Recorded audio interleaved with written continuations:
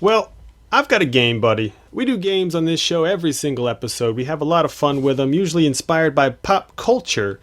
This game is called Inappropriate Stan Lee Cameos. We all love Stan Lee. We love when he pops up in those good old MCU shows, and it always... I think it's best to go past tense with this one.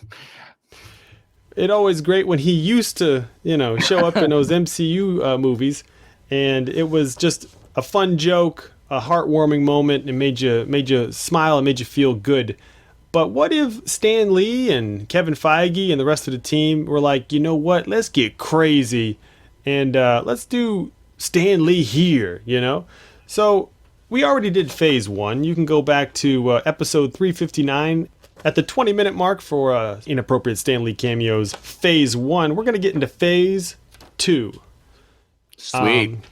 Cool. So the first movie in Phase 2 was Iron Man 3. All right? Right. And the actual cameo was he was a beauty pageant judge.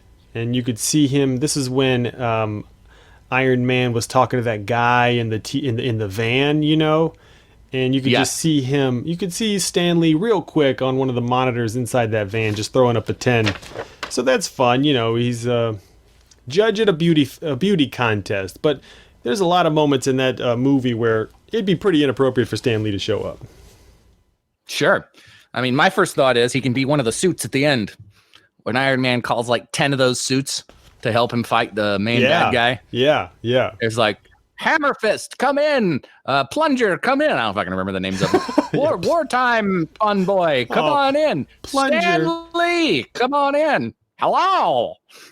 Right, he's just shooting lasers out of his hands. And big smile on his face. Really just cool and there's a really cool sequence where RDJ is jumping from suit to suit. Yeah. Stan Lee just opens up. Robert Downey Jr. jumps inside him. And, that's and then they pretty land, good. and he's just like, "Oh, I'm old." Yeah, and he goes and whispers, "You're inside me now. You're inside me now." Excelsior. Excelsior. Yeah, that's pretty funny. Where his whole rib cage and face just opens up, and he walks out, or his whole back opens up, and Tony just lands on him. That's pretty great. Yeah. Or Tony just lands on him and rides on his shoulders. Yeah. That could be fun too. It's like, I'm not protecting you at all. Why did I make you? I don't know. You're a sitting duck. True believer. Yeah, he just gets shot, goes right through Stan Lee and hits Tony in the foot or something. Yeah. The other thing I think could be amusing is if you CGI'd Stan Lee's head onto the kid's body. The whole time? There's that kid in the middle of the movie. And it's just like Stanley Kid. On the little Ty Simpkins or whatever? Yeah. So, because Ty, he's talking about, he's like, my daddy left me, or whatever. So it's like, come on, Tony, be my daddy. Come on, Tony, please be my daddy. Be my daddy, Tony. I made you, goddammit. Whoa. Calm down, kid. Easy, Ty, whatever your name was in the movie. Yeah, I don't remember. Man. Or when those people turn all orange, they just turn into Stan Lee. Okay. Right, before they blow up. I've got the rage.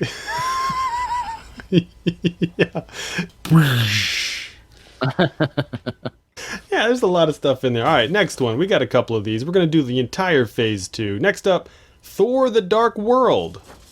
Okay. So the actual I think he should cameo... pop in as Stan Lee before you even get to the real cameo. I just think he should pop in as Stan Lee at any random point. Just look right at the camera and go, "This isn't very good, is it?" What were they thinking? So yeah, what was his cameo in that movie? So when Dr. Selvig, he kind of goes crazy, and he's in a mental ward, and Selvig has got all this stuff on the chalkboard, and he's trying to explain the tree of the universe or whatever, and he's got a shoe, and then it just cuts to Stan Lee, who's in a mental ward, and he just goes, "Can I have my shoe back?" And okay. It's cute. I do like the fact they're like, okay, yeah, in this one, Stan Lee's a crazy person. So you do got to appreciate that they made Stan Lee all kinds of occupations and situations. Yeah, in some he's a perv, in some he's an addled old man who doesn't know what's going on, and in some he's just an out and out fool. I'm starting to think these Marvel people didn't like Stan Lee at all. Let's make him a fool this time. You know what we haven't done? Let's make him a doddering old piece of shit. Yeah. Piece of shit. Piece of shit. You have the ether, so the ether goes into Jane. It could be the ether. Here I go. Here I go. Except for. All right, Stan, in this scene, you're going to go inside Natalie Portman. Sign me up. Right. True believer. Yeah, and so you see the ether, and it's like the red liquid, of course, but then it zooms into like a microscopic view, and it's just a bunch of faces with mustaches going like, "Oh, I'm the ether, and I'm ready to go," and it's just about to go dive right into Natalie Portman. That is actually, I do remember that sequence in the movie because it reminds me there's this movie called The Animatrix, which is just a bunch of different animators. I've got it on a DVD. It's actually pretty sweet. Bunch of different animators take on different aspects of the Matrix universe. And there's this one section where these kids are playing in a building where it's kind of like a glitch in the Matrix where they just can float in like, there's just the center of and I thought they might have taken that idea from that. All right. So what is next in phase 2? Okay, phase 2, we've got Captain America Winter Soldier. So the actual cameo was he was a Smithsonian guard, and he notices Cap took the uniform, and he goes, "Oh, man. Gets fired because of Captain America. I'm so fired." Yeah. There's our hero. That one made me laugh a lot. That was probably one of my favorites. That one was great. Yeah. So last time we played this, we made Stan Lee, a Hydra agent or a Nazi, So we'll try to not trod the same ground. There's a lot of opportunity. I mean, he could be the kid in the place that Captain America shushes when he recognizes him. Yeah, right before he steals the suit, he's in there and the kid sees him and he's just like, shh. Oh yeah, very gently, like, hey, I know you know it's me, buddy, but your secret's safe with me, Cap. Captain America, I'll keep your secret. And he runs in both for of a our hug Stanley or impressions are not even close. Oh, they're garbage. Just straight garbage. Are slightly higher and just loud. Yeah. Here's my idea for Inappropriate Stan Lee cameo. It's that part where Cap and Natalie go to that bunker, and you find Zola is inside the computers or something. Yes. So you see his face, and it's like, "Oh, Captain America, I got information, blah, blah, blah. Here's some exposition." And then right then you see Stan Lee as a digital face creep in and goes, "Zola, come back to bed," So he's in the computer too, and he's Zola's lover in the computer. I like it. If you didn't gather from what I said. No, I got it. I connected the two old men's genitals. So that's my inappropriate idea. There's others. I like that one a lot, actually. Yeah. So you see, because without making him a Hydra agent or the Winter Soldier, there's not a ton of options. Because that movie doesn't kind of go fantastical. It's a very grounded movie. It's a great movie. It's very grounded. He could be the fist. Every time Captain America throws a shield, it could be him. I like this shield. Yeah, this shield gets thrown around a lot, so every time it hits, you just go, King Kong, hey, oh, my mustache. Here's what I'm thinking also. That stung. In what I love so much about that movie is the music and the sound effects. And the thing that gets me every time is when the Winter Soldier shows up or does something cool, you hear that scream, Yeah. So I think it just needs to be an audio cameo where instead of that, you just hear Stan Lee kind of yell, going like, "Eh." I like that. Every time. I think all of the Winter Soldier Stan Lee cameos would be the best cameos he's ever had. Yeah, those are pretty damn good. All right, Guardians of the Galaxy. So the actual one, it's real short, but he's a Xandarian ladies' man. It's when Rocket is at that park looking around, and you got Stan Lee talking up a lady. Right. So I mean, you could put Stan Lee in the prison. You could put Stan Lee hanging out. Yeah, a lot of options in this one. A lot of options. So let's don't pick anything too quick. Let's mull it over. He's Yondu's little laser pen. Oh my gosh, he's the arrow. Yeah. That's pretty Yeah. good. I called it a laser pen. I'm a fucking idiot, am I? And that's just another like, Yeah. Holy shit! Oh, I'm over here. Oh, I'm going this way.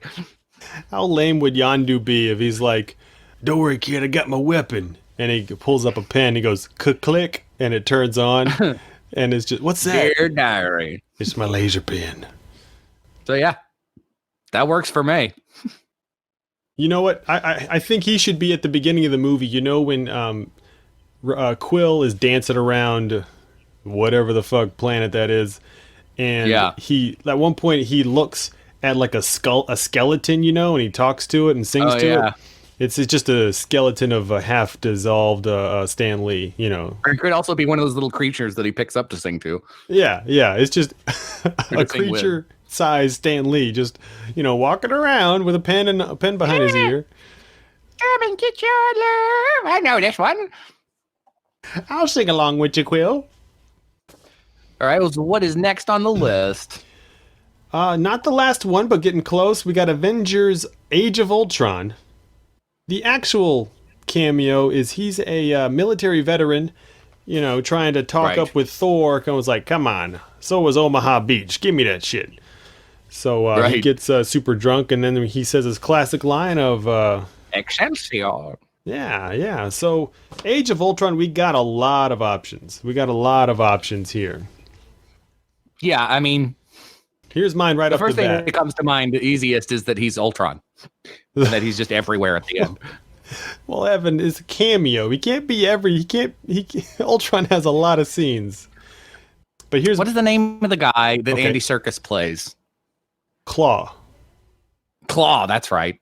Yeah, he's Claw. I'm not firing on all cylinders today. You know, the guy that loses his hand and gets like a claw hand. All right, Claw.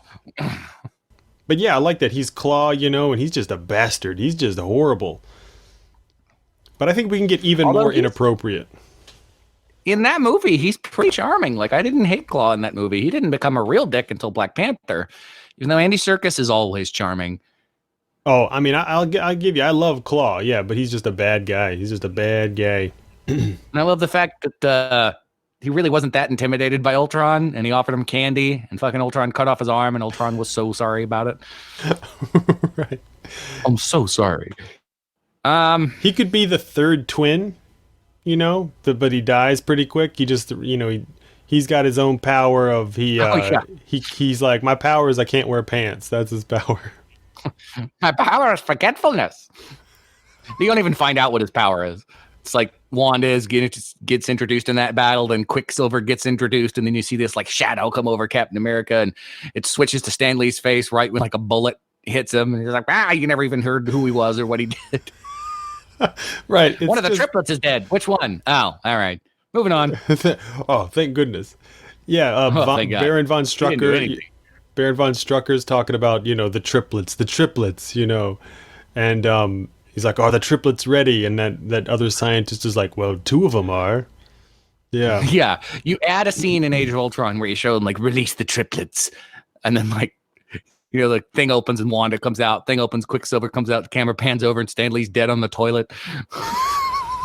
Yeah. What was his power? His power is all of his organs were liquid. Oh, okay. Yeah. Okay. That became his power. Right. All right.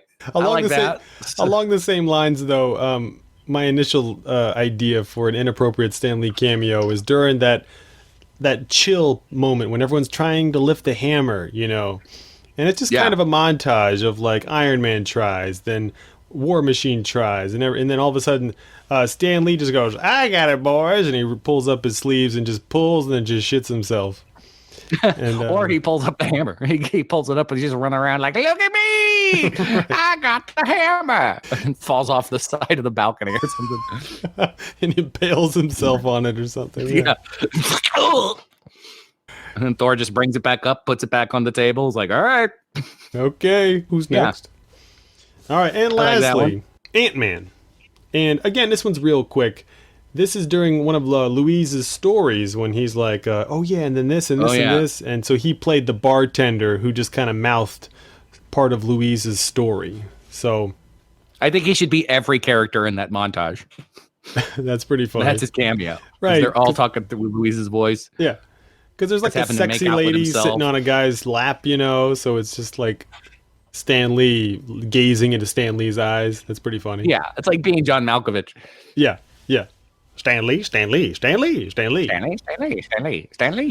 What else? He could he's be an the ant. He's the ant the whole time, He could be Yeah, what was the lead one called? Anthony. Anthony. See, I am not doing well tonight. What was that one lead ant called? That is one of the false notes in that movie, though, is when Anthony dies. And Anthony, that's what it was. Anthony. And I'm supposed to care. I'm like, so far, he's just been an ant, and he's been in the movie for 5 minutes. You show me that ant for fucking Honey, I Shrunk the Kids, and I might tear up. Right. But that one's just like, he's in the movie for 5 minutes, he gets shot, and the man's Anthony! I'm like, he's just a fucking ant. The being's mind controlled by someone else. It's not even his real personality.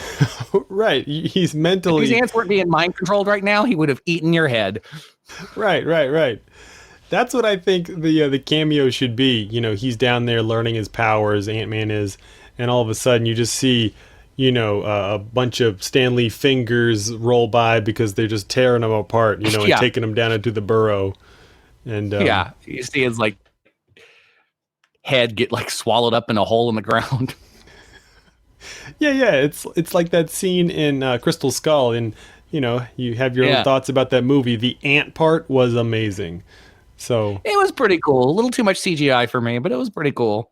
But yeah, it's basically that, except it's slow motion and it's a very long cameo. Yeah. He opens his mouth to say Excelsior, and they get a real hard close up of it, and ants come out of everywhere, like in Creepshow.